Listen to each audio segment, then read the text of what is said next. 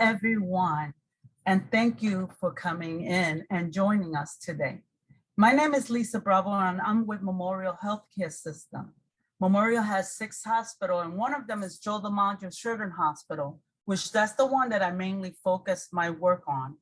I do a lot of programs and events out in the community. I am a Safe Kids coordinator, so I do a lot of injury prevention, which Memorial is the lead agency of Safe Kids Broward. I'm also an instructor, car seat and technician, and a CPR instructor. And that is what I'm going to cover today. We're going to talk about main basic information about car seats, and then we're going to move into the CPR. So let's just get started. Okay, so the main question that I get is, what type of car seat can I get? And that is a very hard question to even answer. And that is because there is so many car seats, and they're always coming up with new ones and better ones and all kinds of car seats. So what I would tell you is that try to do your homework, look at the different type of car seats, see the ratings on the car seat, go to the stores, have the salesperson talk to you about the different seats. Don't let them sell you the most expensive one. Do your homework. But also you could even test your car seat in your vehicle and see if it's gonna fit properly. So I would do my homework, do a little bit of research before I get a car seat. Also, some car seat, like the infant seat, some people could afford it and then get to a convertible, and some people cannot. So also your budget makes a big importance in the decision making. So always make sure, okay, how much can you afford a car seat and then go get a new one after a few months to get the convertible or the 3-in-1. So there's different selections. So do a little bit of the research, do a little bit of the homework, go to the stores, have them try them out in your vehicle and see if it's going to work for you and your family. The other question that I get is the location. What is the best location? That one is also hard to answer unless I know the whole family. Who's driving? Do they have long legs and they're pressing against the car seat?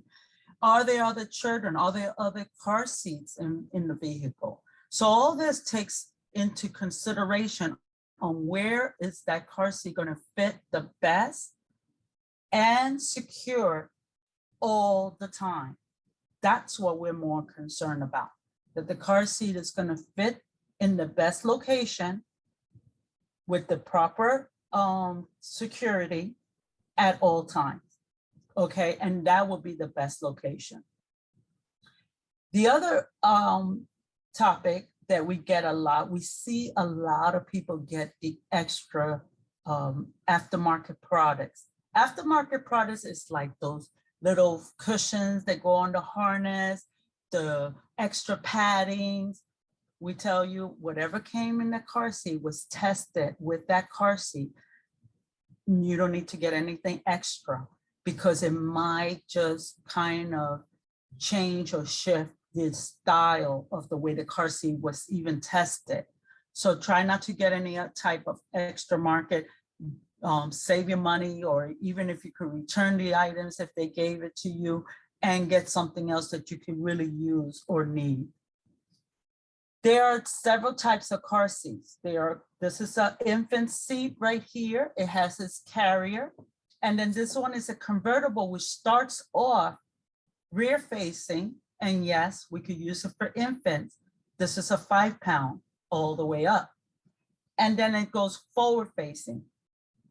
What I want you to know is that all car seats have labels. They have 2 different types of label. One of them is the label that tells you the height, the weight of that seat, when the child is good to use it till. And the other label is called the manufactured label, which is going to give you the model, the date that it was made, and sometimes it might give you an expiration date. And I know you were like me. I didn't even know that they expired, but they do.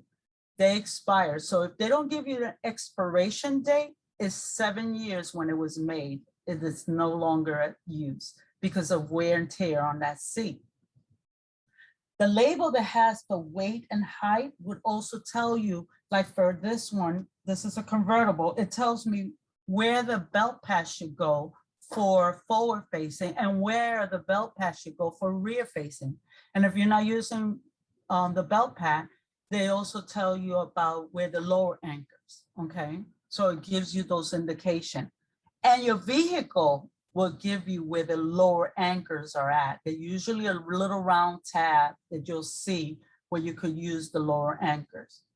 So car seats labels are very major important, and so is the history of it. So if my sister wants to give me a car seat, that's fine. I trust her. She knows the history of the car seat, that it wasn't in an accident. Because if it wasn't an accident and then the airbag exploded, that car seat is no longer in use. But if it's just a minor fender bender and no airbag, then yes, you could use that car seat. She knows the history, the labels are there. I know when it expires. So that's a good car seat that I still could use. I'm not saying not to get any hand over car seats, but to be careful and know the history. So that's why it's very important that if you go to a thrift store, they might not know the history, or maybe you don't even know that person well enough to tell you the true history of that car seat, okay? So that's major, and labels are major. Some labels are hidden, some are very well seen. You can see them very easily. So make sure you have the labels around, okay? The car seats will also come with a registration. This is a registration form, which the car seat will come. And it looks like a little postcard. Well, that car seat registration form, we suggest that you fill it out, send it out. Because if there's a minor recall or a major recall, they're going to contact you and they're going to let you know that they have to either replace that item or replace the whole car seat. So make sure you register. And if you have a car seat, if I got the car seat from my sister and the registration form is not there no longer, I still could get the manufacturer number, the manufacturer on that car seat, and get that information online and still register online. So those are ways to protect yourself as well if there ever is a recall. Your manual and your car manual are very, very, very important because it gives you information on the car seat, how to install it, what is the best way to install it. Another thing I see that sometimes people will come in where they install it too tight. They'll have the seatbelt and the lower anchors, and that is not good because sometimes when you got it too tight, unless the car manufacturer says you can, you should not use both. You either use the seatbelt or the lower anchors, but not both. Because if it's too tightly secured, then what happens is that you're restraining the car seat from doing what it needs to do, especially when it comes to the infancy. Okay, so we went over labels. Now, the other thing is the harness. The harness is very major and important. As you can see, this is an older child. The harness is always across the chest. It's going to be across the chest and closest to the neck. And yes, because the lower it is, the harness, then the injury can happen even more so on the neck. So we want to make sure that the harness is across their chest at all times. It's buckled in, okay? And if I test it, I cannot pinch the top of it. So that's for forward facing. And the forward facing, you're gonna have it at or a little bit above shoulders, the harness, at or a little bit above. Now for rear facing, it's also gonna be similar. It's gonna, the best chest plate is gonna be across the chest, buckled. And again, if I test it, I cannot pinch the top. That means that it's good and secure. That's why we don't want those extra paddings as well. Now, the other thing is that for rear facing, you're going to be at or a little bit below shoulders, at or a little bit below shoulders, okay? And once you secure the child, because you could have a secure car seat, but remember, you also have to protect the baby. So that's why the harness has to be protected.